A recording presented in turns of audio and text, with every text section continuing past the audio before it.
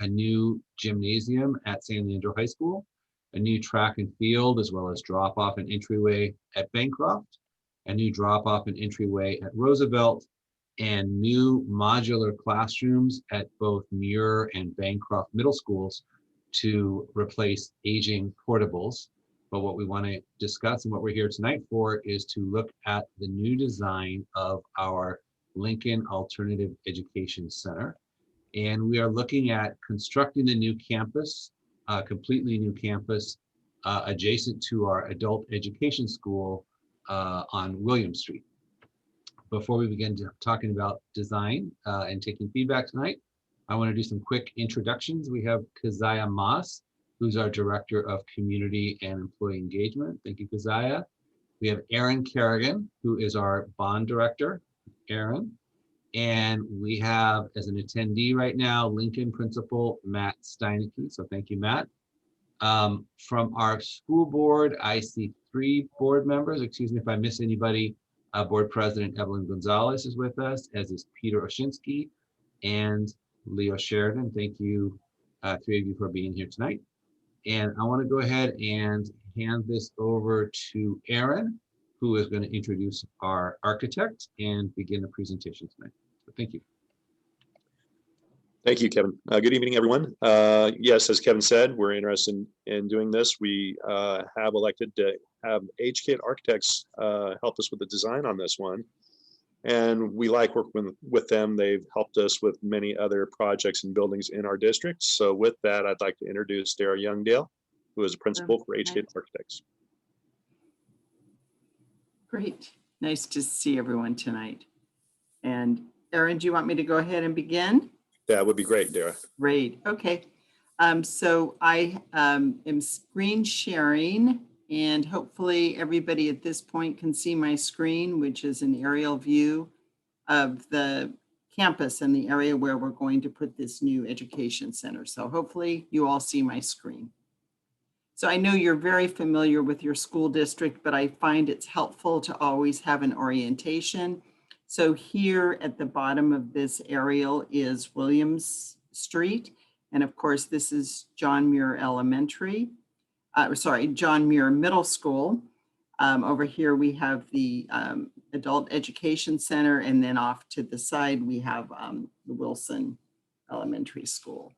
The area that we're looking at to build this new campus is this green piece of land, this soccer field, and it's next to a large parking lot that has solar panels, but this is a really good size and great location to put this school. So I'm going to go ahead and move on to some other images. So what we're going to present tonight, I'm going to open this up, are 3 concepts for this campus. And just to bear in mind, these are very, very conceptual ideas. And I'm going to show you, like I said, 3 ideas where we're really thinking about where we locate parts of the campus. And I will show you these very simple SketchUp models that are massing studies, and then show you some aerial views. So this is the soccer area that we saw in the last slide. These are the solar panels. This is Leonard Drive. So in this first scheme, concept A, the intent here was to make a gateway a little bit away from the street. So you would come into the campus, there's a gateway with a multi-use building flanking one side of the gateway and an administration building flanking the other. This would give us courtyard space for the classrooms. There are about 15 classrooms in this that would define this courtyard. And then next to the multi, we imagine a more active area and then a green area. Again, these need to be designed and fully looked at, but the idea is creating a really nice, comfortable courtyard space and outdoor activity areas with a simple fire truck access EVA that goes around the site. So that is concept 1. When we look at it from an aerial, you can see it described as well. So we come into the site here, there's parking along one edge of the building. We will double check the amount of parking, but we think this is about enough. a gateway again, so it's a controlled gateway into the site. Multi-use can have service, trash, food delivery, et cetera, down at this end of the campus.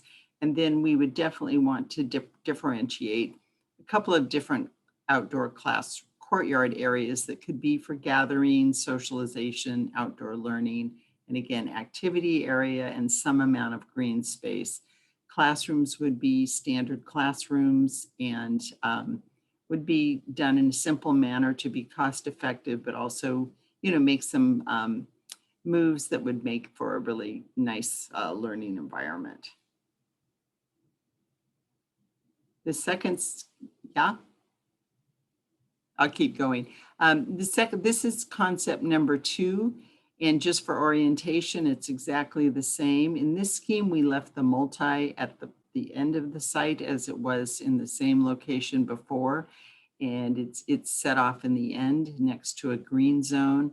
In this case, though, we've placed the admin at the southwest side of the site along Leonard Drive. And this would allow us to have an entry drop-off area with parking, and then a gateway that in this case is flanked by an administrative building and classrooms.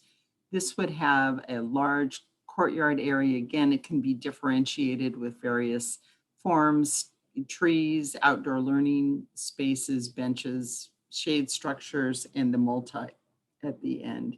Again, we've left a green zone at the far end of the campus with a pathway that goes around. This would be for EVA and just general service for the space.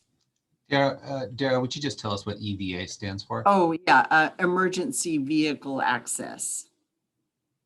So generally we think of fire trucks, but it can be, an ambulance or any sort of vehicle that needs to get on site to help serve the district and the students. It will also be, they're often used and will be used for maintenance vehicles. And then an aerial view of this. What's different about this scheme is we really have 2 entry points. We would have a gateway that's the main gateway for the campus that would be flanked by the administration building and a row of classrooms. But then there would be a secondary gateway next to the multi-use room. This might serve in terms of, community functions a little differently or after school activities, but we would really look for ways to control both access points so they create a really safe, sort of cloistered school environment for the students. And then the third scheme sort of flips everything. And this scheme is one where we're putting the big spaces, the admin and the multi at the far end of the campus off of Leonard Drive. This again has a driveway drop-off. And one thing I did not mention, I think you're all familiar with, this is 880 here. So this puts this driveway drop-off closest to the freeway. And in this case, we create a gateway that's a single gateway into the campus. The multi-use has a mast that essentially turns its back to the freeway and then opens up into the courtyard.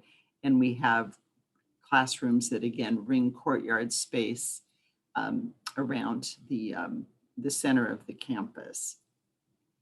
And one more view would be, again, admin with the gateway here, potentially drop off and parking.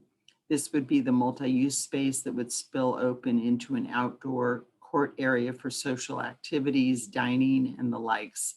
And then within ringing the classrooms would be, or the classrooms would ring courtyard space. So we could have courtyard space, secondary courtyard space, and green. And again, we have the fire lane or EVA that wraps the space.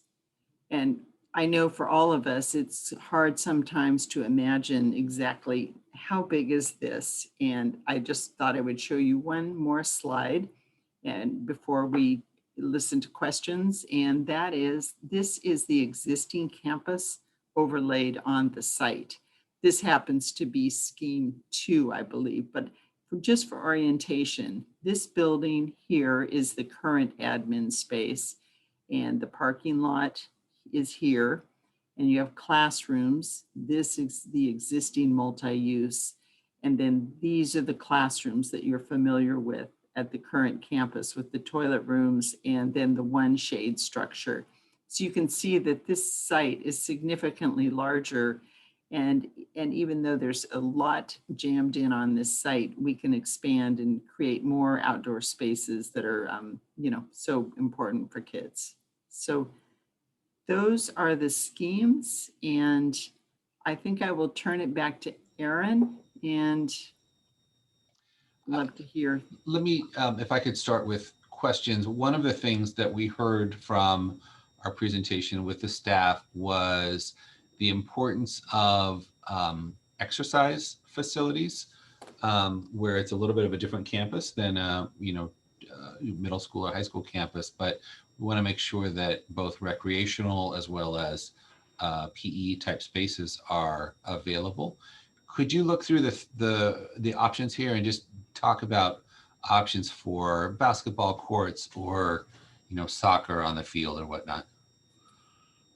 Sure. Well, all of them have a fair amount of potential for that. And I think it's more a case of how and where we want to locate those activities. So I think one of the questions I have for the group to consider is the space next to the multi a space that would be allocated for PE outdoor activity, or would this be a space for dining and such? In which case we would probably want to put basketball and outdoor recreational activities at the end of the campus with a green space. This green space is not big enough for a full-size soccer, but there's definitely a lot of room to play and enjoy activity. I'll just go through the slides just to I'll go through the slides to look at other options. In slide 2 or concept 2, the multi, it puts the multi in a place where there could be basketball outside of the multi, a little further away from classrooms in most cases, and then a green space at the edge. And in scheme 1, probably the same, where we've defined a little more space that might be more of a designated PE space and green space, but I think they all have that potential. And the site is really large enough that we can float activity areas within the courtyard. So there could be a par track, there could be a place for volleyball, those sorts of sports. There's plenty of space for that. And I think we just have to think about having the right buffers and space between activities so we're not interrupting classrooms. Right. Thank you for that. That's perfect. So we have some Lincoln staff with us tonight, as well as board members and other members of the community. Why don't we go ahead and, if you would, go ahead and, I think we're small enough, Keziah, where either they could put a question in the chat and I'll read it, or free to raise their hands and we could just open up their microphone, right? Yep. Okay, let's Perfect. do that. We have Peter Oshinski, trustee Oshinski. Good evening, everyone. So I have a comment and I have a question. My question first, this might be more for Aaron. In the multipurpose room, is there going to be a kitchen in there? Yeah, we've talked about it, not a full-blown kitchen like at the high school, but we would have a functional kitchen. That's definitely a part of the plan. Thank you, because I know how important it is to Lincoln. They cook breakfast every day, and I think that builds a sense of community with them, and I think that's a really great thing to be doing. And then my comment would be, I like number 2 the best, only because I like the fact that the parking is on the left-hand side versus right in the front. And I think there's more space, as you were talking about before, for the physical activities as well. Yeah, I think you're right about that. I think we liked the admin up front, having a little better control over the site. The question we had was that multi-use room tucked away in the back. One of the things that they're going to have is, we talked about food service, food deliveries there. It's just a little harder to get to in the back, but also if there were after school evening events, it's a little farther away from the parking area to get to. One of the, in these trade-offs, one of the benefits we saw moving the multi-use room was, again, deliveries as well as after school usage. Yeah, because in the third option, you have the parking right next to the multi-purpose room. That would be difficult for deliveries. If a truck had to go through the parking lot. Oh, to get to the parking lot there. You're right about that. One of the things they could do is drive in that, they could park in that fire lane, pull up there and then have some spot in there to designate a spot for the truck for loading of food service items. That's it. Thank you. Thank you. Thank you, Peter. Let's see. I know there's going to be more questions. Matt, do you want to jump in here? Do you have anything to add?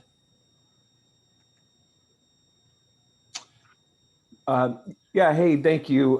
Good evening. We've started also introducing these concepts to our students.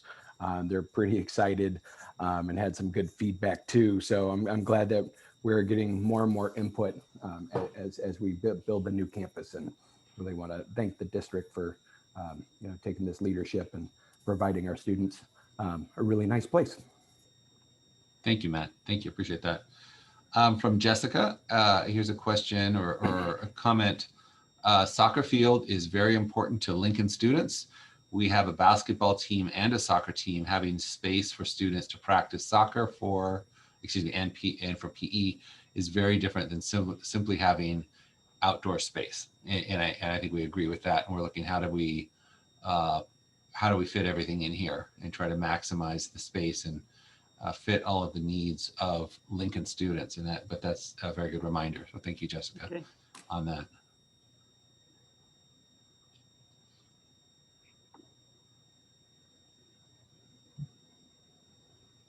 I know there have to be other questions here or comments from any other board members.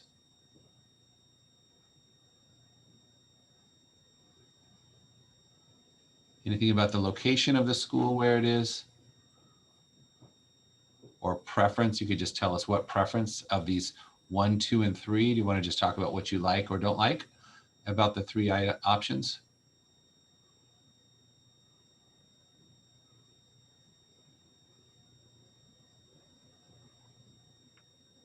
I'm going to give it some wait time. I'm usually not very good at wait time, but I'll wait a little bit. You're doing great. You're doing great, Dr. Collins. All right. We also have a representative from the press here, Mike McGuire from the San Leandro Times. So we want to make sure he gets some good information, since he's been so helpful getting this information out to the public. Oh, yeah, he's been fantastic. Thank you. Well, anybody else? It's going to be a really short meeting. Do you want to talk about the follow-up? We'll just give people a little more time to think about it. Keziah, do you want to talk about the follow-up we're going to be asking for? Oh, here from Evelyn. I like options 2 and 3. Yeah, and I think those are the ones we see as more viable, again, for control and safety of the campus, having admin up front, for sure. Do you want to talk, if you would, Keziah, about what it is that we're asking for in terms of feedback, community feedback here? Yes, so thank you, Dr. Collins. I put in the chat a link to the feedback form that we have been publicizing throughout this experience, so that we can kind of grasp everyone's preferences, staff, students. Mr. Steinecke mentioned that he's been engaging students in looking at this. So we're bringing all of this information to our architects so that they can come up with some more specific renderings based on what it is that we decide on. And then we'll have another community meeting after that as we get more specific and the plans become more clear. We will also be posting this presentation and a link to these slides on our website and on the Lincoln website so that people can access it there. So that's kind of our next steps. And thank you all for helping us do that. We have a couple questions here.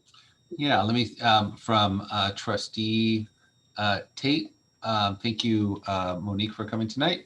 How much more space is the current location compared to the existing location? And we did look at this briefly, but would you go to the slide that shows the overlay of There in blue is the current Lincoln campus minus the parking area, Right. overlaid on the the proposed new area.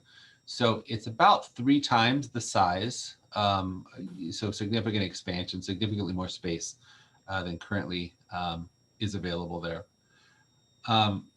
President Gonzalez asked, and Aaron answered this already, but do we own the tennis courts? Could those be converted to a soccer field if that would better serve the community? That's an interesting one. Let's go. Could you show, Dara, the very first slide again, the area map? And Yeah, there's let a me- little bit of, I can't quite tell you what the history is, but basically everything that you see that's green there actually is property of the district. The school district owns all of that, including the park there. All the areas of the park, we let the city operate that as a park and have for a long time. And they have their own parking area and restroom and playground there. And the tennis courts, yes, do belong to the district, and they do receive use and abuse for that. But that would be an interesting one to consider what that would be. I'm sure that there would be a number of people that would appreciate additional soccer space. It's not the largest space, but it is available for soccer. And then there'd also be some people that would miss the tennis for that. But that's one that we could look at as we're trying to maximize space here. Let's see. And when are they planning on starting construction on the Lincoln campus? That's from Gabby. Aaron, do you want to talk about the timeline, what we're talking about, just sort of what the major milestones are going through design and DSA and bidding? Sure. So right now we're just in the really rudimentary beginnings of the design, getting input from the public as well as the site staff regarding program and all those other things. And once we've established the need, the program and the model that we want to go after, then HKIT would get started onto real drawings. That's going to take them some time to compile, probably a good 4 to 6 months on that. And then once that's done, it would be submitted to DSA, which is the Department of State Architect.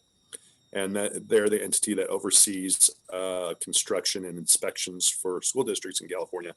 So it would be in their hands for plan check and review for up to 6 months. Once they have stamped it, then we would put the process out to bid. Bidding can take a few weeks or a little bit longer, depending on some factors.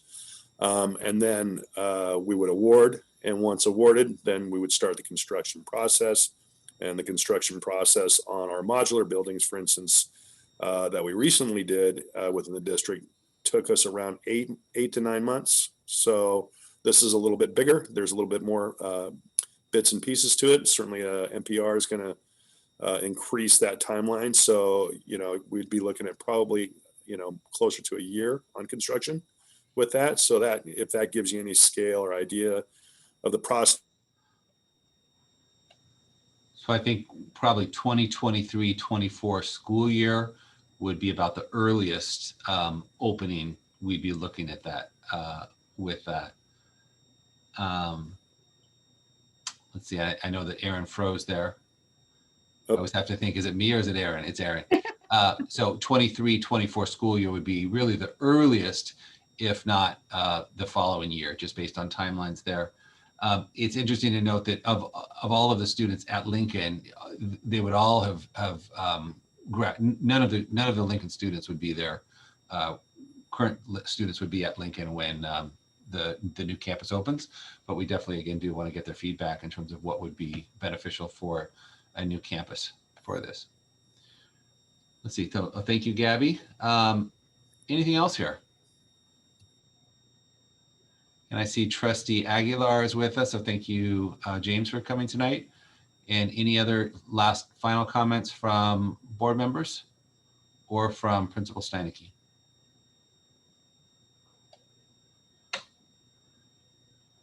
Nothing. All right. Well, with that, we will wrap things up.